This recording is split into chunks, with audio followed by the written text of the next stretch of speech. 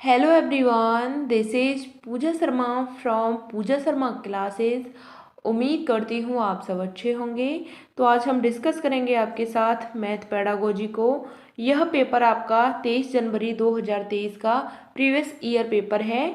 तो इसको मैं आपके साथ डिस्कस कराऊंगी। बाकी मैंने आपको कई शिफ्टों के जो प्रीवियस ईयर पेपर हैं मैथ पेडागोजी को लेकर, यह मैंने करा दिए हैं। आप उन सभी वीडियोस को देख लेना, प्लेलिस्ट में जाकर देख सकते हो। तो आपको क्या करना है, अच्छे से सभी पेडागोजी की क्लासेस को देख लेना है, ज़्यादा बड़ी वीडियो नहीं है। तो उससे क्या होगा कि जो आपकी मैथ पेडागोजी है वह अच्छे से आपकी क्लियर हो जाएगी। आप सभी क्वेश्चंस को अटेम्प्ट करके आएंगे। ठीक, तो आपको क्या करना है, इस एग्ज़ाम के लिए आपको 150 नंबर का पेपर होता है और 150 ही इस एग्ज़ाम के लिए आपको मिनट मिलती हैं। ठीक, 150 ही इसमें क्वेश्चन होते हैं, 150 ही मिनट मिलती हैं। यानी एक क्वेश्चन के लिए आपको 1 मिनट मिल जाती है। और जर्नल वालों को इसमें 90 नंबर लाना होता है। किनको? जर्नल वालों को। और अदर जो कैंडिडेट होते हैं ओबीसी एससी एसटी, तो उनको 82 नंबर लाना होता है इस एग्ज़ाम को क्लियर करने में। और इस एग्ज़ाम में कोई भी नेगेटिव मार्किंग होती नहीं है। आपको 150 की 150 क्वेश्चन करके आने हैं। इस बार आप सभी को पता है कि पेपर क्या है, ऑफलाइन है। तो आपको आपको अच्छे से OMR सीट को फिल करना है, OMR सीट को फिल करके आना है।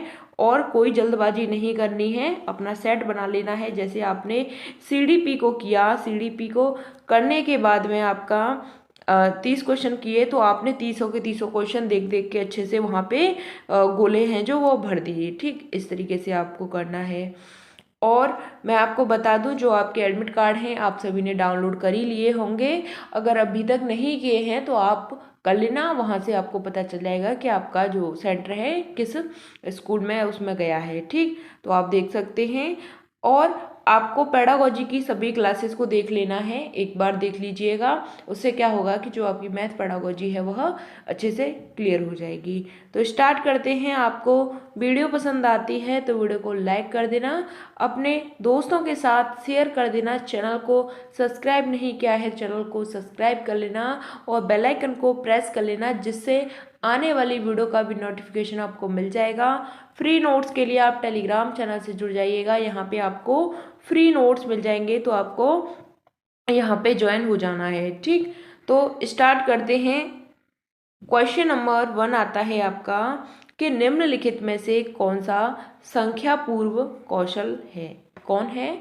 संख्या पूर्व कौशल पूछा है, तो आपको बताना है। 4 ऑप्शन दिए गए हैं। तो संख्याओं के चिन्हों को पहचानना संख्या पूर्व कौशल होता है। ऑप्शन 2 आता है आपका कि संख्याओं को शब्दों में लिखने की योग्यता होती है, यह आपकी संख्या पूर्व कौशल होती है। ऑप्शन 3 आता है कि गिनती लिखने की योग्यता। ऑप्शन 4 आता है वस्तुओं को वर्गीकृत करने की योग्यता। तो इसका आपको सही आंसर बताना है कि संख्या पूर्व कौशल होता है, यह क्या होता है। तो इसका सही आंसर होता है कि वस्तुओं को वर्गीकृत करने की योग्यता होती है, वह आपकी संख्या पूर्व कौशल कहलाती है। वस्तुओं को वर्गीकृत करने की योग्यता संख्या पूर्व कौशल कहलाती है। Option number 4 is the right answer. Question number 2 आता है आपका कि प्राथमिक स्तर के विद्यार्थियों को भिन्न एवं उनकी संख्याओं के शिक्षण हेतु निम्नलिखित में से कौन से शिक्षण अधिगम के साधन का सबसे अच्छा उपयोग किया जा सकता है। तो इसका आपको आंसर बताना है। वृत्ताकार पाई के बराबर टुकड़े। ऑप्शन 2 आता है कि चित्र जो कि 1/2 और 1/4 को दर्शाते हों, यह होना चाहिए। ऑप्शन 3 आता है कि श्यामपट्ट पर रेखा खंड बनाना। ऑप्शन 4 आता है कि श्यामपट्ट पर लिखे गए भिन्नों का प्रतीकात्मक रूप। तो इसका आंसर बताना है कि प्राथमिक स्तर के विद्यार्थियों को भिन्न एवं उनकी संख्याओं के शिक्षण हेतु निम्नलिखित में से कौन सी शिक्षण अधिगम के साधन का सबसे अच्छा जो उपयोग किया जा सकता है?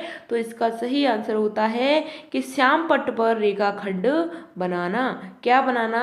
श्यामपट्ट पर रेखाखंड बनाना। यह सबसे ज़्यादा उपयोग में किया जाता है। किसके लिए? भिन्न और उनकी संख्याओं के शिक्षण के लिए। यहाँ तक बात क्लियर। क्वेश्चन नंबर 3 आता है आपका कि अपनी कक्षा की 5वीं गणित की परीक्षा में सरोज लिखते हैं कि 4.1 से 3.24 बड़ा है तथा यह तर्क देते हैं कि 3 अंकों वाली संख्या हमेशा 1 या 2 अंकों की संख्या से बड़ी होती है। तो यह उदाहरण क्या है आपको बताना है। ऑप्शन 1 आता है कि यह आपकी लापरवाह त्रुटि होती है। ऑप्शन 2 आता है यह आपकी बौद्धिक गम्यता से संबंधित त्रुटि होती है। ऑप्शन 3 आता है कि यह आपकी अवधारणात्मक त्रुटि होती है। ऑप्शन 4 आता है कि यह आपकी दोनों लापरवाह त्रुटि और बौद्धिक गम्यता से संबंधित त्रुटि है। तो इसका आंसर बताना है कि अपनी कक्षा की 5वीं गणित की परीक्षा में सरोज क्या लिखता है कि जो 4.1 है इससे 3.24 बड़ा है तथा यह तर्क देते हैं कि 3 अंकों वाली संख्या हमेशा क्या होती है? 1 या 2 अंकों वाली संख्या से बड़ी होती है। तो यह उदाहरण क्या है? यानी कि यहाँ पे 4.1 है, इससे बड़ा बताया जा रहा है 3.24। इसने समझा कि जो 3 अंकों वाली संख्या होती है वह 1-2 अंकों वाली संख्या से क्या होती है? वह बड़ी होती है। लेकिन यहाँ पे क्या है? यह बात गलत हो जाएगी। तो दोनों क्या हैं आपकी? लापरवाह त्रुटि और बौद्धिक गम्यता से संबंधित त्रुटि हो जाती हैं। इसका सही आंसर है आपका ऑप्शन नंबर 4। यहाँ तक बात क्लियर। क्वेश्चन नंबर आपका नेक्स्ट आता है। क्वेश्चन नंबर आपका 4 है कि राष्ट्रीय पाठ्यचर्या की रूपरेखा 2005 के अनुसार गणितीकरण का तात्पर्य है। एनसीएफ 2005 के बारे में आपको बताना है कि जो गणितीकरण का तात्पर्य है वह क्या होता है? तो गणितीय विचारों की व्याख्या करना या व्यक्त करना होता है। ऑप्शन 2 आता है कि अध्यापक के सभी प्रश्नों को हल करना होता है। ऑप्शन 3 आता है कि गणित में अच्छे ग्रेड प्राप्त करना होता है। ऑप्शन 4 आता है कि चीज़ों को गणितीय ढंग से देखने का कौशल। तो सही विकल्प का आपको चयन करना है। तो ऑप्शन 1 आता है ए और डी सही है आपका। ऑप्शन 2 आता है ए, सी और डी सही है आपका। ऑप्शन 3 आता है बी और सी सही है। ऑप्शन 4 आता है केवल आपका सी सही है। क्वेश्चन नंबर 4 का सही आंसर आपको बताना है। एनसीएफ 2005 का जो गणितीकरण का तात्पर्य होता है वह क्या होता है? तो हम बात करते हैं कि गणितीय विचारों की व्याख्या करना और व्यक्त करना होता है। तो बिल्कुल बात सही है आपकी। आगे बढ़ते हैं। पाठ्य पुस्तक के सभी प्रश्नों को हल करना। तो पाठ्य पुस्तक के प्रश्नों को हल करना, यह बात आपकी गलत हो जाती है। ऑप्शन सी आता है कि गणित में अच्छे ग्रेड अंक प्राप्त करना। तो यह बात भी आपकी यहाँ पे गलत हो जाती है। एनसीएफ 2005 ऐसी बातें नहीं कहता। ऑप्शन 4 आता है कि चीज़ों को गणितीय ढंग से देखने का कौशल। सही बात है यहाँ पे कि चीज़ों को देखने का जो गणितीय ढंग है इसका कौशल। तो यह बात आपकी सही हो जाती है। ए और डी आपका सही आंसर होता है। Option number 1 is the right answer. NCF 2005 से संबंधित जो गणित का तात्पर्य होता है वह गणित के विचारों की व्याख्या करना और उनको व्यक्त करना होता है। ऑप्शन डी में दे रखा है कि चीज़ों को गणितीय ढंग से देखने का कौशल, यह एनसीएफ 2005 कहता है। इसलिए आपका ए और आपका डी सही आंसर हो जाता है। क्वेश्चन नंबर 4 का सही आंसर ऑप्शन नंबर 1 हो जाता है। यहाँ तक बात क्लियर। क्वेश्चन नंबर 5 आता है। आपको बताना है कि निम्नलिखित में से कौन सी आकलन तकनीक गणित में अंतर विषयकता की वृद्धि में सहायता करेगी। आपको बताना है कि कौन सी आकलन तकनीकी है वह गणित में वैधता की वृद्धि में सहायता करेगी, तो पोर्टफोलियो करेगी, परियोजना करेगी, क्षेत्र भ्रमण करेगा, इसको हम फील्ड ट्रिप बोलते हैं। ऑप्शन 4 आता है अवलोकन करेगा। तो सही विकल्प का आपको चयन करना है। ऑप्शन 1 में ए और डी है, ऑप्शन 2 में आपका केवल डी है, ऑप्शन 3 में आपका केवल सी है, ऑप्शन 4 में आपका बी और सी है। तो इसका आपको आंसर बताना है कि आकलन की तकनीकी में गणित में अंतर विषयकता की वृद्धि में सहायता करेगी। तो इसका सही आंसर आपको बताना है। तो इसका सही आंसर होता है आपका यहाँ पे अवलोकन होता है। यह आपकी अंतर वैयक्तिकता की वृद्धि में सहायता करेगी। ऑप्शन नंबर डी यहाँ पे सही आंसर होता है। पोर्टफोलियो शिक्षक के लिए होता है, परियोजना और क्षेत्र भ्रमण फील्ड ट्रिप, यह बात यहाँ पे गलत हो जाती है क्योंकि आकलन की तकनीकी होती है, इसके बारे में पूछा है तो यह आपका अवलोकन हो जाएगा, ऑब्जर्वेशन हो जाएगा। तो इसका सही आंसर होता है आपका यहाँ पे केवल ऑप्शन नंबर 2, केवल डी आपका सही आंसर होता है। फील्ड ट्रिप की बात करते हैं तो हम आपका ईवीएस में बात करते हैं, और परियोजना की बात करते हैं तो यह भी आपकी ईवीएस में ही हम बात करते हैं। क्वेश्चन नंबर आपका 6 आता है, आपको इसका आंसर बताना है। सभा को विभिन्न अभिविन्यासों में आयतों का एक सेट दिया गया था। उसने देखा कि सभी आयतों के विपरीत भुजाएं क्रमशः समान थीं। तो वह वैन हेले के ज्यामितीय चिंतन के किस स्तर पर है? वैन हेले के ज्यामितीय चिंतन के कौन से स्तर पर आता है? तो दृश्यीकरण होता है, विश्लेषण होता है, अनौपचारिक निगमन होता है या औपचारिक निगमन होता है। क्वेश्चन नंबर 6 का सही आंसर आपको बताना है कि विभिन्न अभिविन्यासों में आयतों का एक सेट दिया गया था। उसमें देखा गया कि सभी आयत क्या हैं, विपरीत भुजाओं में क्रमशः समान थी, उनकी विपरीत भुजाएं हैं। तो वह वैन हेले के ज्यामितीय चिंतन के किस चरण पर है? तो इसका सही आंसर होता है वह आपका दृश्यीकरण कहलाता है। क्वेश्चन नंबर 7 आता है, आपको बताना है कि छात्रों को रचनात्मक क्षमताओं को बढ़ाने के लिए निम्नलिखित में से कौन सी युक्ति गणित के एक अध्यापक के लिए सबसे ज़्यादा उपयुक्त है? तो इसका आंसर बताना है कि छात्रों को रचनात्मक क्षमताओं को बढ़ाने के लिए निम्नलिखित में से कौन सी युक्ति गणित के एक अध्यापक के लिए सबसे उपयुक्त है। ऑप्शन 1 आता है कि विद्यार्थियों को कक्षा में चर्चा की गई समस्याओं को हल करने के लिए उसी युक्ति का पालन करने के निर्देश दें। ऑप्शन 2 आता है कि विद्यार्थियों को समस्याओं को हल करने के लिए वैकल्पिक युक्तियां तलाशने के लिए प्रोत्साहित करें। ऑप्शन 3 आता है कि विद्यार्थियों को उसी पैटर्न पर अधिक अभ्यास कराने के लिए प्रोत्साहित करें जैसा कि कक्षा में चर्चा की गई है। ऑप्शन 4 आता है कि समस्या को हल करने के लिए विद्यार्थियों को निगमनात्मक दृष्टिकोण का पालन करने के लिए प्रोत्साहित करें। क्वेश्चन नंबर 7 का सही आंसर आपको यहाँ पे बताना है। तो इसका सही आंसर होता है कि रचनात्मक क्षमताओं को बढ़ाने के लिए निम्नलिखित में से कौन सी युक्ति गणित के अध्यापक के लिए सबसे ज़्यादा उपयुक्त होती है? तो गणित के अध्यापक के लिए सबसे ज़्यादा युक्ति उपयुक्त होती है। इसका सही आंसर होता है आपका ऑप्शन नंबर 4 कि जो समस्या होती है उसको हल करने के लिए विद्यार्थी को निगमनात्मक दृष्टिकोण का पालन करने के लिए क्या करती है? प्रोत्साहित करती है। यही सबसे ज़्यादा महत्वपूर्ण हो जाती है किसके लिए? रचनात्मक क्षमताओं को बढ़ाने के लिए। क्वेश्चन नंबर 7 का सही आंसर आपका ऑप्शन नंबर 4 हो जाता है। समस्याओं को हल करने के लिए युक्ति का पालन करें और निर्देश दें। चर्चा की बात की गई तो आपका पॉजिटिव हो जाता है, लेकिन पालन करने के लिए निर्देश दे रहा है इसलिए आपका यहाँ पे गलत हो जाएगा। यहाँ पे तलाशने के लिए प्रोत्साहित करें तो यह आपका बिल्कुल गलत है। किसको? वैकल्पिक युक्तियों को। तो यह बात गलत हो जाती है। विद्यार्थियों को उसी पैटर्न पर अधिक अभ्यास कराएं, यानी कि एक ही पैटर्न पर बच्चे को बार बार उन्हीं चीज़ों को सिखाए जा रहे हैं, तो यह बात भी आपकी यहाँ पे गलत हो जाती है।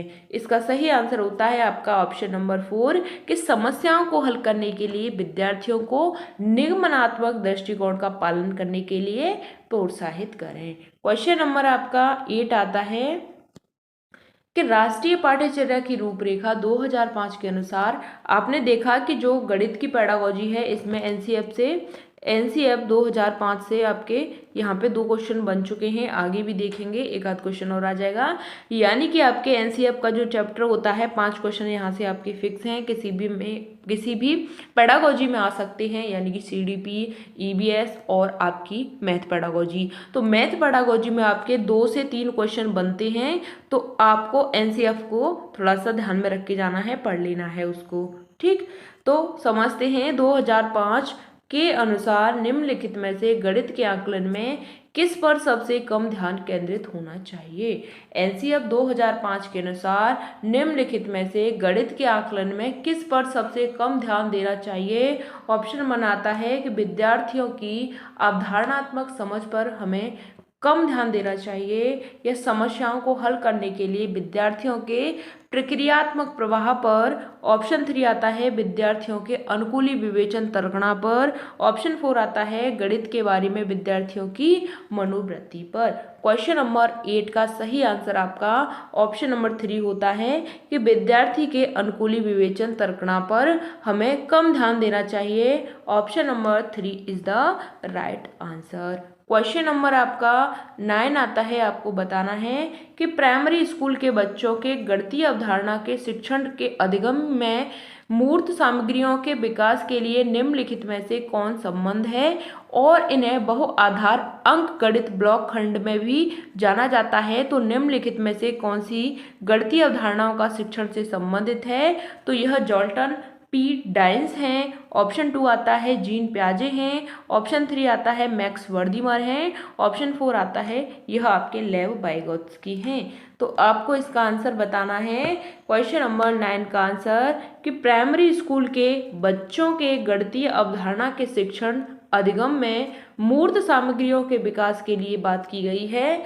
तो निम्नलिखित में से किससे संबंधित हैं, तो यह आपके बहुआधार अंक गणित ब्लॉक खंड के लिए भी जाना जाता है। तो निम्नलिखित में से कौन सी गणितीय अवधारणा के शिक्षण से संबंधित है, तो यह आपके कौन हो जाते हैं, जॉल्टन पी डाइंस हो जाते हैं। Option number 1 is the right answer. ठीक, आपको ध्यान रखना है मूर्त सामग्रियों के विकास के लिए कौन हो जाते हैं, जॉल्टन पी डाइंस हो जाते हैं। ऑप्शन नंबर यहाँ पे 1 सही आंसर होता है। जीन प्याजे यह गलत होता है। मैक्स वर्दीमर, लेव वाइगोत्स्की इनका कोई लेना देना नहीं है। यहाँ तक बात क्लियर। क्वेश्चन नंबर आपका 10 आता है, आपको बताना है कि प्राथमिक स्तर की गणित पाठ्यचर्या को बल देना चाहिए। प्राथमिक स्तर की गणित पाठ्य पुस्तकों गणित पाठ्यचर्या को बल देना चाहिए, किस चीज पर बल देना चाहिए आपको यह बताना है। ठीक, तो ऑप्शन 1 आता है आपका कि मूर्त स्तर पर अमूर्त गणितीय अवधारणाओं के अनुभव करने पर। ऑप्शन 2 आता है तकनीकी गणितीय भाषा के विकास पर। ऑप्शन 3 आता है कि विशिष्ट गणितीय चिन्हों को सीखने पर। ऑप्शन 4 आता है केवल गणितीय संक्रियाओं के करने पर। क्वेश्चन नंबर 10 का आंसर आपको बताना है कि प्राथमिक स्तर के गणित पाठ्यचर्या को बल देना चाहिए।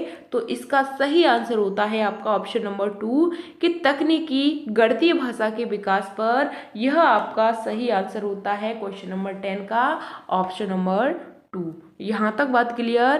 क्वेश्चन नंबर आपका 11 आता है, आपको बताना है निम्नलिखित में से कौन सी गणित की पाठ योजना की सबसे कम उपयुक्त विशेषता है। क्वेश्चन नंबर 11 का सही आंसर आपको बताना है निम्नलिखित में से कौन सी गणित की पाठ योजना की सबसे कम उपयुक्त विशेषता है। तो ऑप्शन 1 आता है आपका कि यह गणित शिक्षण को व्यवस्थित और सुव्यवस्थित बनाती है। किसको बनाती है, यह शिक्षण को व्यवस्थित और सुव्यवस्थित बनाती है।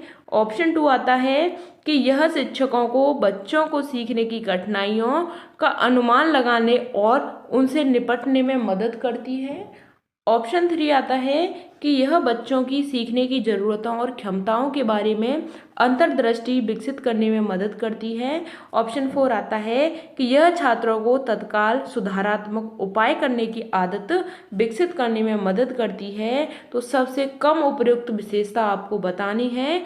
तो इसका सही आंसर होता है आपका कि यह शिक्षकों को बच्चों की सीखने की कठिनाई होती है इनका अनुमान लगाने में और उनसे निपटने में मदद करती है, यही आपका यहाँ पे कम उपयुक्त होता है, क्योंकि कठिनाइयों का अनुमान लगाने में यह क्या है, इनमें मदद मिलती है और उनसे क्या होता है, कम मदद मिलती है। तो इसका सही आंसर होता है ऑप्शन नंबर 2।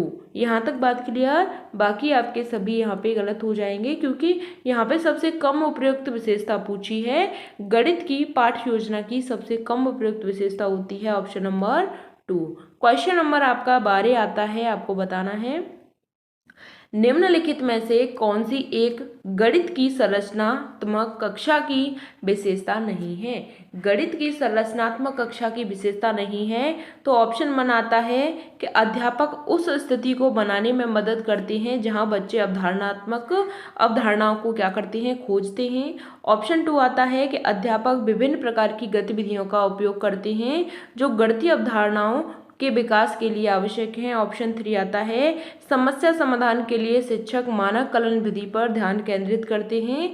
ऑप्शन 4 आता है अध्यापक अपनी कक्षा में अनुभवात्मक अधिगम वातावरण बनाते हैं। तो क्वेश्चन नंबर 12 का सही आंसर आपका होता है यहाँ पे ऑप्शन नंबर 4 कि अध्यापक अपनी कक्षा में अनुभवात्मक अधिगम वातावरण बनाते हैं। तो यह कक्षा की विशेषता नहीं होती है। क्वेश्चन नंबर 12 का सही आंसर आपका ऑप्शन नंबर 4 हो जाता है। क्वेश्चन नंबर 13 आता है, आपको बताना है कि गणित की कक्षा में एक बच्चा कहता है कि सचिन तेंदुलकर की जर्सी नंबर 10 है।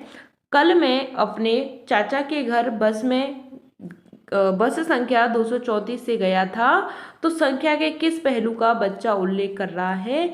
तो आपको बताना है कि यहाँ पे कि गणित की कक्षा में एक बच्चा कहता है सचिन तेंदुलकर की जर्सी नंबर 10 है, तो कल मैं अपने चाचा के घर बस संख्या 234 से गया था, तो संख्या के किस पहलू का बच्चा उल्लेख कर रहा है। तो गणन का, अंकित नामिक का, क्रम सूचक का या संख्यात्मक मान का। तो इसका सही आंसर होता है आपका ऑप्शन नंबर 3, यह आपका क्रम सूचक कहलाता है। क्या कहलाता है, क्रम सूचक कहलाता है। ऑप्शन नंबर 3 आपका सही आंसर हो जाता है। क्वेश्चन नंबर 14 आता है, यानी 14 आता है, आपको बताना है कथन दे रखा है, कथन ए में कि दी गई जानकारी के आधार पर निम्नलिखित में से कौन से कारण, जो कथन है, रीजन है आपका, तो इसमें बताना है सही है। तो कथन में दे रखा है आपको कि एक छात्र 89 के साथ 49 जोड़ने में असमर्थ है, और रीजन में दे रखा है यहाँ पे कि विद्यार्थी स्थानीय मान की अवधारणा से सहज नहीं है। तो यहाँ पे दूसरा दे रखा है कारण कि छात्र को पुनः समूहीकरण के चरण को संचालित करने में कठिनाई होती है। तो आपको बताना है, ऑप्शन दे रखे हैं आपको कि केवल R1 और A का सही कारण है। ऑप्शन 2 आता है केवल R2 कथन A का सही कारण है। ऑप्शन 3 आता है आपका कि R1 और R2 दोनों सही हैं, A के सही कारण हो सकते हैं, ए के सही कारण हो सकते हैं। ऑप्शन 4 आता है न तो R1 और न ही R2, यह कथन ए का सही कारण है। तो क्वेश्चन नंबर 14 का सही आंसर आपको बताना है। यहाँ तक बात क्लियर। तो हम आगे बढ़ते हैं। यहाँ पे एक छात्र 89 के साथ 49 जोड़ने में असमर्थ है, तो विद्यार्थी स्थानीय मान की अवधारणा की सहज नहीं है, तो छात्र के पुनः समूहीकरण के चरण को संचालित करने में कठिनाई होती है। तो इसका आपको आंसर बताना है यहाँ पे। तो इसका सही आंसर होता है कि उसको कठिनाई होती है, किसको, छात्र को पुनः समूहीकरण के चरण को संचालित करने में कठिनाई होती है। तो आपका यहाँ पे R2 हो जाएगा, यानी कि यहाँ पे R2 आपका सही हो जाएगा। इसमें क्या है, बच्चा R1 को करने में सहज उसको समझ नहीं है। तो इसका सही आंसर होता है आपका ऑप्शन नंबर 2 कि केवल R2 कथन है वह A का सही कारण है। क्या है, R2 कथन है वह A का सही कारण है। क्यों कारण है, क्योंकि यहाँ पे बच्चे को क्या हो रही है, समूहीकरण करने में कठिनाई हो रही है। एक छात्र है, उसको 89 के साथ 49 से जोड़ने में क्या हो रही है, कठिनाई हो रही है। ऑप्शन नंबर यहाँ पे 2 सही आंसर हो जाता है। यहाँ तक बात क्लियर। क्वेश्चन नंबर 15 आता है, लास्ट क्वेश्चन है आपका। आपको बताना है कि राष्ट्रीय शिक्षा नीति 2020 विशेष बल देती है। एनईपी को आपको पढ़ के जाना है, एनईपी 2020 को। तो इसमें बताना है किस चीज़ पर यह विशेष बल देती है। तो विश्व स्तरीय आधारभूत संरचनाओं के विकास पर बल देती है। ऑप्शन 2 आता है कि 100% रोजगार देने के प्रबंध पर बल देती है। ऑप्शन 3 आता है मुक्त शिक्षा देने के प्रबंध पर। ऑप्शन 4 आता है प्रत्येक बच्चों की सृजनात्मक क्षमताओं के विकास पर बल देती है। तो एनईपी 2020 है, इसका सही आंसर होता है आपका ऑप्शन नंबर 4 कि प्रत्येक बच्चे की सृजनात्मक क्षमता के विकास पर क्या करती है, यह बल देती है। Option number 4 is the right answer. यहाँ तक बात क्लियर। एनईपी 2020 है, यह प्रत्येक बच्चे के सृजनात्मक क्षमता के विकास पर बल देती है। विश्व स्तरीय आधारभूत संरचनाओं के विकास पर बिल्कुल बात गलत है। 100% रोजगार की बात की गई है, बिल्कुल गलत। मुक्त शिक्षा देने के प्रबंध पर यह बात भी गलत हो जाएगी। इसका सही आंसर प्रत्येक बच्चे की सृजनात्मक क्षमता के विकास पर यह बल देती है। यहाँ तक हमने 15 क्वेश्चंस कंप्लीट कर लिए हैं। आपको सभी क्वेश्चन है समझ में आ गए होंगे। अगर क्वेश्चन समझ में आते हैं आपको तो वीडियो को लाइक कर देना और अपने दोस्तों के साथ शेयर कर देना। उनकी भी मैथ पेडागोजी में मदद हो जाएगी। तो आपको अपने दोस्तों के साथ वीडियो को शेयर कर देना है। चैनल को सब्सक्राइब नहीं किया है, चैनल को सब्सक्राइब कर लेना और बेल आइकन को प्रेस कर लेना, जिससे आने वाली वीडियो का भी नोटिफिकेशन आपको मिल जाएगा। फ्री नोट्स के लिए आप टेलीग्राम चैनल से जुड़ जाइएगा, यहाँ पे आपको फ्री नोट्स मिल जाएंगे। तो आपको ज्वाइन हो जाना है। मैंने यहाँ पे आपके लिए नोट्स बनाकर यहाँ पे डाल रखे हैं, तो आप इनको चेकआउट कर सकते हैं। तो मिलते हैं फिर आपको आगे की नेक्स्ट वीडियो में। आपने अभी तक अपना एडमिट कार्ड है डाउनलोड नहीं किया है तो आप डाउनलोड कर लें। वहाँ पे आपका जो स्कूल है वह आपको वहाँ पे शो हो जाएगा। तो आपको एडमिट कार्ड को निकाल लेना है, आपको देख लेना है। और आपको पेन लेके जानी है। मैं आपको बता दूं, पेन लेके जानी है जो आपकी ब्लैक वाली आती है, ठीक।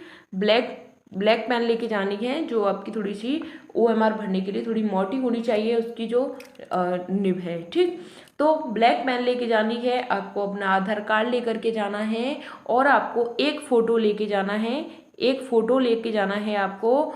और क्या लेके जाना है आपको, साथ ही अपना एडमिट कार्ड लेके जाना है, वो भी आपका कलरफुल होना चाहिए, ठीक। यहाँ तक बात क्लियर। मिलते हैं फिर आपको आगे की नेक्स्ट वीडियो में। तब तक के लिए थैंक्स फॉर वॉचिंग। जय हिंद, वंदे मातरम।